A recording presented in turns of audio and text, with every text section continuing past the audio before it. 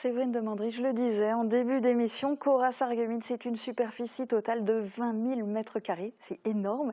Est-ce qu'on a le droit de dévoiler le montant de la facture d'électricité? En tout cas, ce que je peux vous dire, c'est le poste le plus important dans nos dépenses, dans nos frais de fonctionnement pour notre magasin. Ouais, c'est énorme.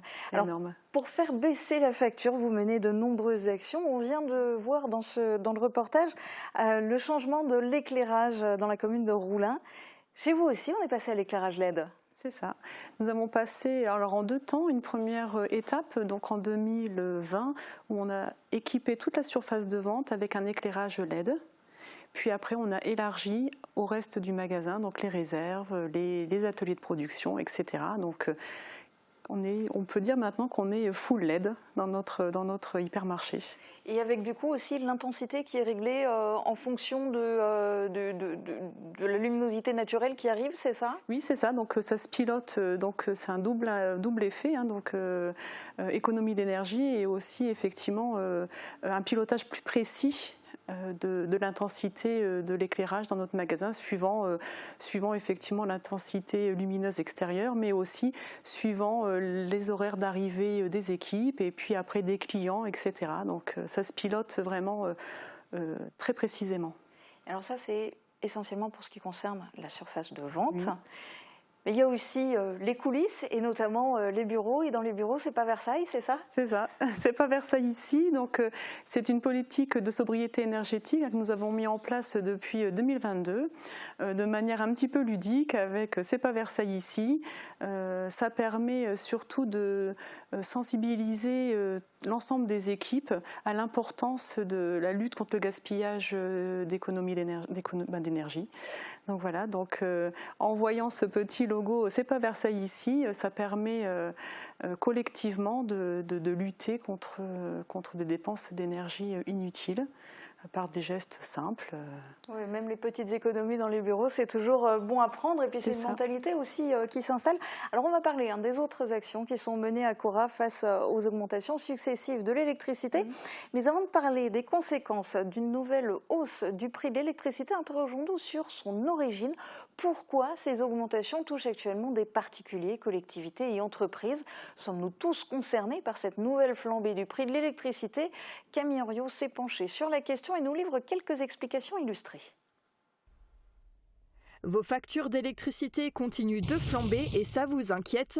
Pas de problème, on vous explique. Pourquoi cette hausse? C'est en réalité une décision gouvernementale. L'État a décidé de mettre fin progressivement au bouclier tarifaire. Ce dispositif censé protéger les Français contre une hausse exponentielle des tarifs d'électricité. Concrètement, le gouvernement avait réduit la taxe intérieure de consommation finale sur l'électricité. Or, cette taxe remonte progressivement à partir du 1er février, d'où cette nouvelle hausse du prix de l'électricité. Un retour à la normale est prévu en février 2025. Qui est concerné par ces nouvelles hausses ? En premier lieu, tous ceux et celles qui ont un abonnement chez EDF, donc qui bénéficient du tarif réglementé de vente. Mais il peut arriver que d'autres fournisseurs d'électricité alternatifs augmentent leur offre d'abonnement. Ça peut être le cas si leurs tarifs sont alignés sur ceux proposés par EDF. À quelles augmentations doit-on s'attendre ? Le gouvernement a annoncé des hausses moyennes de 10% pour les particuliers et de 5% pour les professionnels. Mais attention tout de même avec ces chiffres. En réalité, ces augmentations de prix dépendent de vos contrats et de la période de temps. Ce n'est pas la même chose pour un particulier et un professionnel. C'est pourquoi il est important de consulter régulièrement vos factures. Consulter les factures, il ne faut pas hésiter à renégocier ces contrats. Comment ça fonctionne chez Cora? Est-ce que c'est vous qui négociez les contrats? Alors non, ce n'est pas moi, mais c'est vraiment géré au niveau de la direction technique. Donc c'est des gestions, de la négociation pour l'ensemble des 60 hypermarchés Cora de notre groupe. Oui, ce qui donne plus de force sans doute dans la négociation. Alors, on parlait là dans le sujet d'une hausse moyenne de 5% qui inquiète évidemment les sociétés les plus dépendantes en énergie électrique. On va voir un exemple chez un coiffeur à Ambach. Sèche-cheveux, tondeuse, lisseur et même machine à laver sont des outils de travail indispensables pour faire tourner son salon de coiffure. Déjà touché de plein fouet par la flambée du prix de l'électricité ces 2 dernières années, il craint que cette nouvelle augmentation du prix réglementé de vente impacte son activité. En quoi êtes-vous concerné par cette hausse du prix réglementé de vente pour l'électricité? Donc effectivement, je suis potentiellement concerné par ce tarif réglementé, le tarif bleu de chez EDF. En quoi je suis concerné? Tout simplement dans les salons de coiffure, l'électricité c'est ce qu'on consomme le plus, notamment avec les sèche-cheveux, les tondeuses, l'outillage, la lumière, les machines à laver, le sèche-linge. On utilise vraiment beaucoup d'électricité. Donc c'est vrai que c'est très embêtant. Comment a évolué votre facture d'électricité ces dernières années? Alors, avec la hausse qu'on a déjà subie, je ne sais plus si c'était l'année dernière ou un peu plus, on est à plus de 1 000 € d'électricité par mois. Craignez-vous que cette hausse se répercute durablement sur votre activité? Alors il est vrai que ce qui peut me faire peur, c'est qu'on est déjà passé du simple au double avec cette petite augmentation qu'on a déjà subie. Et je me pose la question sur comment va continuer l'avenir du salon avec cette augmentation qu'on va encore devoir subir, parce qu'on ne nous pose pas la question, on a droit à rien en vrai, juste de travailler et de payer finalement. Comment vous adaptez-vous face à ces hausses successives? Alors trouver des solutions c'est compliqué parce qu'on va pas lancer un nouveau concept en disant aux gens venez vous faire coiffer mais vous faites le brushing chez vous à la maison par exemple. Je pense qu'il doit exister des sèche-cheveux qui consomment moins, mais le problème c'est que quand on a une qualité et un savoir-faire, le matériel est très important et donc forcément tout ce qui consomme moins va faire moins briller le cheveu, va faire moins, il va sécher, il va mettre plus de temps, donc au final, et je veux dire la qualité du travail à la fin ne sera pas la même. Donc je veux dire à un moment donné c'est soit on régresse dans le travail, soit on continue de travailler. Donc du coup je ne suis pas forcément pour toute cette nouvelle technologie. Alors on l'a entendu, il y a des secteurs d'activité dans lesquels ce n'est pas forcément possible de changer des appareils pour qu'ils soient moins énergivores. À Cora, on pense en premier lieu aux réfrigérateurs et aux congélateurs, tous les rayons froids dans lesquels sont présentés les produits. Un gros effort a été fait de ce côté-là ? Oui, l'année dernière, nous avons mis des portes sur tous nos meubles froids en magasin. Donc plus de 150 mètres de portes ont été posées en 2023 sur tous nos frigos, pour éviter justement cette perte d'énergie. Alors ça représente un sacré investissement, je suppose ? Oui, plusieurs milliers d'euros, oui, effectivement. Et est-ce que c'est pour des raisons financières que l'ensemble des présentoirs n'a pas été changé, ou est-ce que ceux qui à l'heure actuelle sont encore ouverts vont le rester? Parce qu'il y en a qui sont ouverts encore. Alors plus beaucoup, de moins en moins. Donc on va passer petit à petit tous nos meubles avec des portes. Alors c'est pas toujours possible sur tous les meubles. Donc là, je vois effectivement à l'écran les meubles pâtisserie où là, celui-là va bientôt être changé. Donc il n'aura pas de porte par sa présentation, mais par contre, il sera nouveau, donc moins énergivore. Donc moins énergivore quand même. Et côté froid, il y a aussi dans les coulisses les chambres froides. Il y en a combien des chambres froides? On a une dizaine de chambres froides. Et puis pareil, donc là c'est aussi des petits gestes au quotidien, notamment de nos équipes, donc de toujours bien fermer les portes, à nos équipes techniques de bien nettoyer les évaporateurs. Et puis c'est aussi le stockage qui est important pour que l'air circule bien et éviter de consommer beaucoup trop d'énergie. Il y a un stand aussi particulier, c'est la poissonnerie, avec plein de glace sur le présentoir.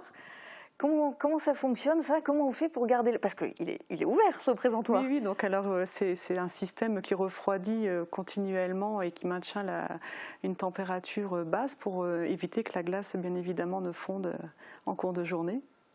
Donc c'est aussi source consommation d'énergie, bien évidemment, mais ça fait aussi partie du métier de poissonnier et de pouvoir présenter nos produits sur de la glace. Oui, les gens n'achèteront pas du poisson s'ils ne le voient pas d'abord. Oui, effectivement, déjà, voilà, ça donne. On achète avec les yeux aussi. Hein. Ok. Alors faire baisser la facture d'électricité, c'est un enjeu économique et écologique. C'est aussi une obligation légale d'ici 2030. Les magasins d'une surface supérieure à 1000 m² devront avoir réduit leur consommation énergétique de 40%, une mesure imposée par la loi Elan. Avec de toute façon l'augmentation des tarifs ces dernières années, les hypermarchés ont tout intérêt à opérer des investissements majeurs. Exemple à Semécourt et Sarrebourg. En 2023, dans cette grande surface, l'ensemble des armoires réfrigérées ont fait peau neuve. Donc tous les meubles surgelés qui sont équipés maintenant de portes qui reviennent toutes seules avec un double intérêt, un meilleur maintien de la température et c'est indéniable, une baisse des consommations. Le fait de changer tous ces meubles nous permet d'économiser entre 10 et 20% d'énergie sur la maîtrise du froid. Forcément, avec 500 000 € par an de factures énergétiques, il n'y a pas de petites économies. D'ailleurs, l'hypermarché et ses bureaux sont passés à l'éclairage LED, avec là encore d'importantes répercussions. C'est encore une fois une baisse de 40% de la consommation par rapport à du néon classique. Quand on sait que l'électricité a augmenté de 40, 50, 60% en 2 ou 3 années de suite, on arrive à contenir les augmentations d'électricité. Prochaine étape, la pose d'ici mars de 4 à 6 000 m² d'ombrières sur le parking. De l'autre côté de la Moselle, à Sarrebourg, un autre géant de la grande distribution vient aussi d'investir massivement. Aux quelques 1600 panneaux photovoltaïques déjà installés en 2019 sur le toit du siège, 1200 autres vont se rajouter. La différence avec la nouvelle installation, la deuxième qu'on va réaliser, c'est que ça sera de l'autoconsommation, mais également de la revente du surplus qu'on ne consommera pas, qui sera revendu à Enedis. Ces nouveaux panneaux permettront de produire sensiblement la même quantité d'électricité. On consomme ici à l'entrepôt 2 200 000 kW sur l'année. 512 000 kW qui sont déjà pris par la première partie de panneaux photovoltaïques et la deuxième phase sera équivalente. On dépassera le million, je pense, de kilowatts qui seront produits par les panneaux photovoltaïques. Pour résumer, 44% des besoins du bâtiment seront assurés. De quoi économiser près d'1 demi-million d'euros par an. Du photovoltaïque sur le toit, des ombrières sur le parking, tout ça c'est prévu à Corras-Sarreguemines? Alors Corras-Sarreguemines, peut-être pas, mais en tout cas dans notre groupe, oui, parce qu'on a déjà 2 magasins équipés d'ombrières, le magasin de Colmar et de Wittenheim. Donc aujourd'hui, c'est pas dans les projets proches, mais pourquoi pas? Ça serait à réfléchir, mais en revanche, sur le toit, il n'y a pas de panneau photovoltaïque, mais il y a du blanc qui a fait son apparition. Exact. L'année dernière, donc, une partie de la toiture au-dessus des condenseurs des chambres froides a été repeinte en blanc pour permettre de faire diminuer la température sur la toiture en plein été. Alors, ceci dit, c'est une toute petite partie qui a été repeinte en blanc. On a l'exemple à Sarreguemines, par exemple, l'Intermarché des faïenceries qui a repeint en blanc une beaucoup plus grande surface. Pourquoi ne pas être allé plus loin à Cora? D'investissement. Voilà, donc ça viendra probablement. Donc c'est vrai qu'on a fait beaucoup de choses dernièrement. On a évoqué beaucoup de sujets précédemment. Donc ça a un coût aussi. Donc ça se fera petit à petit. Alors dans cette émission, on parle beaucoup des grandes surfaces, mais le secteur de l'industrie est lui aussi touché de plein fouet par la hausse des coûts de l'énergie. Exemple, dans l'entreprise Optimum, en un an, les dépenses énergétiques ont été multipliées par 3. Les conséquences d'un renouvellement de contrat qui a été réalisé au moment où les marchés étaient en pleine hausse. Camille Henriot s'est entretenu avec le gérant de l'entreprise pour savoir comment Optimum adapte son fonctionnement à cette hausse des coûts de l'énergie. Alors on est concerné à plusieurs titres. Le premier, c'est le chauffage et les consommations d'électricité pour les machines. Donc on avait un contrat fixe jusqu'à fin 2022 et depuis on a multiplié nos factures d'énergie par 3. Si je prends l'électricité plus le gaz, on était à 33 000 € en 2022. On est passé à 85 000 l'année dernière. La difficulté, c'est qu'on a dû renégocier notre contrat en pleine hausse. Donc ça a été très compliqué. Donc on a fait le choix de prendre 2 années bloquées. Et maintenant, on va rentrer dans les arènes de la négociation. Le prix de l'énergie redescend. Donc j'espère qu'on aura des meilleures conditions que celles qu'on a actuellement. Et on travaille sur des projets d'isolation et d'amélioration du bâtiment.